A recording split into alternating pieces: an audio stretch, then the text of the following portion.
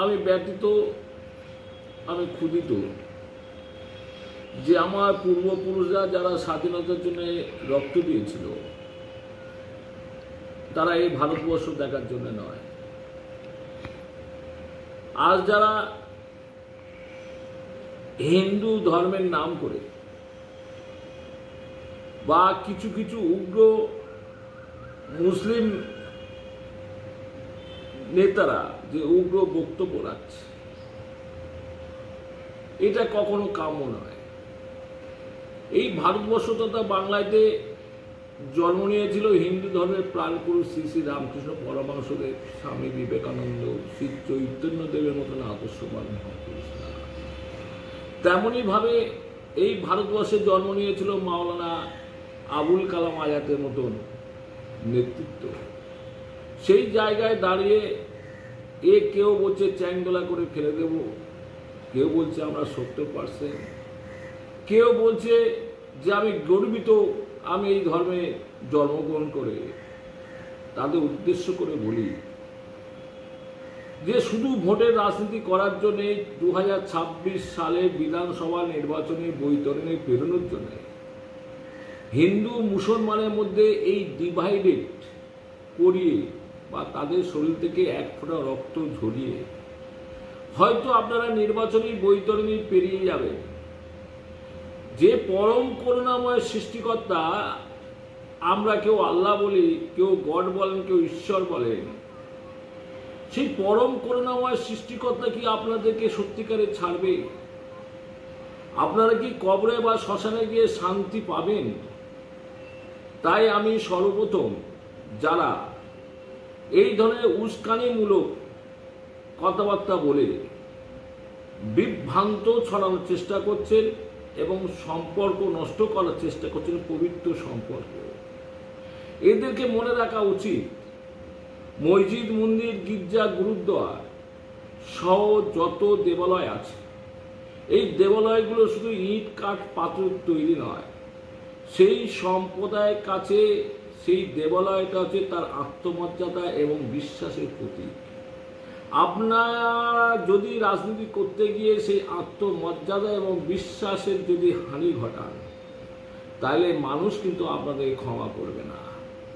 আমরা জানি গুটি কয় মানুষ, হাতে গোনা গুটি কয় মানুষ, কেউ ক্ষমতা থাকার জন্যে, কেউ বা ক্ষমতা আসার জন্য আপনারা যে হিন্দু মুসলমানের যে তাস খেলছেন, বিভ্রান্ত করার চেষ্টা করছেন, এটা দোহাই আপনাদেরকে অনুরোধ করছি, এটা কখনো করবেন না। সারা বিশ্বে এই পবিত্র ভারতবর্ষ, এই পবিত্র গণতন্ত্র, এই এত মজবুত শক্তিশালী আপনার সংবিধান আর বিশ্বের কোথাও খুঁজে পাওয়া যাবে না। ওয়াকফ নিয়ে একটা বিভ্রান্ত ছড়ানোর চেষ্টা করছে। আপনারা অনেকে জানেন না, বা মুসলিম সম্প্রদায়ের মানুষ এতদিন পর্যন্ত জানতো না ওয়াকফ সম্পত্তিটা কি বা কোথায় কত ওয়াকফ সম্পত্তি আছে। যারা ওয়াকফ নিয়ে যারা বিভ্রান্ত ছড়ানোর চেষ্টা করছেন, অ্যামেন্ডমেন্ট বিল নিয়ে এসে বিভ্রান্ত করছেন, তাদেরকে বলছি যে ওয়াকফ সম্পত্তি ভারতবর্ষে যত মুসলিম আছে, কোনো মুসলিমের ক্ষমতা নেই ওয়াকফ সম্পত্তি কারোর হাতে তুলে দেয়া। ওয়াকফ সম্পত্তি আমাদের পূর্বপুরুষদের দান, আল্লাহর উদ্দেশ্যে দলিল করা, দান করা সম্পত্তি। অর্থাৎ ওয়াকফ সম্পত্তি লোকসভা এবং রাজ্যসভাতে নিয়ে এসে বিল পাস করে কিনে নেওয়া যায় না। কারণ ওয়াকফ সম্পত্তি নিতে গেলে স্বয়ং আল্লাহর কাছ থেকে লিখিয়ে আনতে হবে, তবে ওয়াকফ সম্পত্তি হস্তগত করতে পারবে। আর ওয়াকফ সম্পত্তি ধর্মীয় দেবত্ব সম্পত্তি। মন্দিরের সামনে যেমন একজন মুসলিম মানুষ মন্দিরে ঢোকা, তার মধ্যে কতটা পবিত্রতা আছে তার প্রশ্ন জাগে, গির্জার মধ্যেও তাই। তেমনি ওয়াকফ কমিটিতে যাদেরকে আনা হচ্ছে, হাদিসে যা এসছে, সেই ধর্মের সৎ সজ্জন নামাজি মুসলিম ব্যক্তি ছাড়া সেই ওয়াকফ কমিটিতে কেউ আসতে পারবে না। শুধু ওয়াকফ কমিটিটা শুধু দিল্লিতে একটা মাত্র নয়, সারা ভারতবর্ষে 30টা রাজ্য আছে। শুধু সারা ভারতবর্ষে 30টা রাজ্যে নয়, পশ্চিম বাংলার যে ওয়াকফ বোর্ড আছে, তার আন্ডারে যত সম্পত্তি আছে 1,84,000 একর কম বেশি, প্রতিটা সম্পত্তির উপর ইসি নাম্বার আছে, ইসি নাম্বারে একটা করে কমিটি আছে, সেই কমিটি কিন্তু সেই সম্পত্তিগুলো দেখভাল করে। অর্থাৎ কেউ কেউ বলছেন এই সম্পত্তি নিয়ে মুসলিমদের দ্বন্দ্ব চলছে, তাই এই দ্বন্দ্ব মেটানোর জন্য ওয়াকফ বিল নিয়ে আসা হচ্ছে, এটা সম্পূর্ণ ভুল ভ্রান্ত।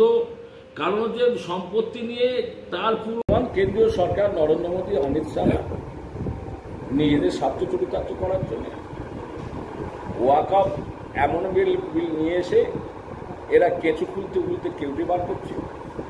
মুসলিমদের ওয়াকফ সম্পত্তি নিয়ে মাথা ব্যথার কারণ ছিল না, কিন্তু ওয়াকফ অ্যামেন্ডমেন্ট বিল যেহেতু বিজেপির উপরে সংখ্যালঘু মুসলিমরা বিশ্বাস করে না, সেহেতু সংখ্যালঘু মুসলিমরা যখন ওয়াকফ বিল বা ওয়াকফ সম্পত্তি নিয়ে ঘাঁটতে নেমেছে, দেখা যাচ্ছে সেখানে অনেক রকমভাবে রাঘব ওয়ালা সেই ওয়াকফ সম্পত্তিগুলো দখল করে আছে। হয়তো কারোর মুখ চুলকাতে পারে কোনো অসৎ মুসলিমে, তারা অভিযোগ আনতে পারে। সুতরাং তা বলে আমি আজকে ওয়াকফ সম্পত্তি নিয়ে টানাটানি করব, কালকে আমি এতে খ্রিস্টান সম্প্রদায়ের সম্পত্তি নিয়ে টানাটানি করব, পরশুদিন শিডিউল কাস্ট শিডিউল ট্রাইব আদিবাসীদের সম্পত্তি নিয়ে টানাটানি করব, তারপরে আমি হিন্দুদের সম্পত্তি টানাটানি করব। ভারতবর্ষে দেউলিয়া না হয়ে যায় বা হলে যে পরিস্থিতি হয়, বর্তমান কেন্দ্রীয় সরকারের সেই রকম পরিস্থিতি হয়ে গেছে। সব দেউলিয়া সরকার ছাড়া এসবগুলো সিদ্ধান্ত আনতে পারে না।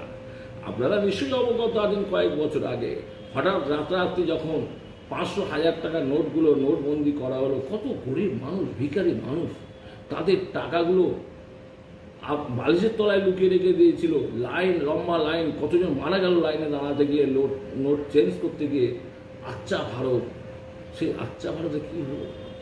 2 কোটি ছেলেকে প্রতি বছরের চাকরি দেবে যুব সম্প্রদায়। কেন্দ্রীয় সরকার এখনো পর্যন্ত একটা শিল্প তৈরি করতে পারলো না যেখানে 5,000 ছেলে কাজ করতে পারে।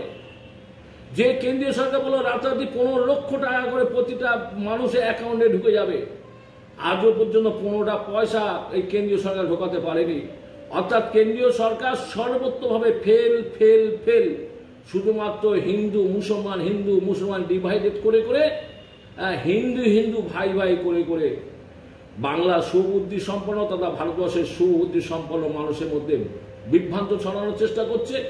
সেই সুবুদ্ধি সম্পন্ন মানুষের প্রতি অগাধ বিশ্বাস রেখে বলছি, এই কুচক্রীদের ষড়যন্ত্র কোনোদিন সাফল্য আসতে পারে না, আর সাফল্য কোনোদিন এরা পাবে না। আপনার নাম আর পরিচয়? আমার নাম আব্দুর রহমান মোল্লা, প্রদেশ কংগ্রেসের প্রাক্তন সম্পাদক এবং অল ইন্ডিয়া ওয়াকফ প্রপার্টি মাইনরিটি ডেভেলপমেন্ট কমিটির সম্পাদক।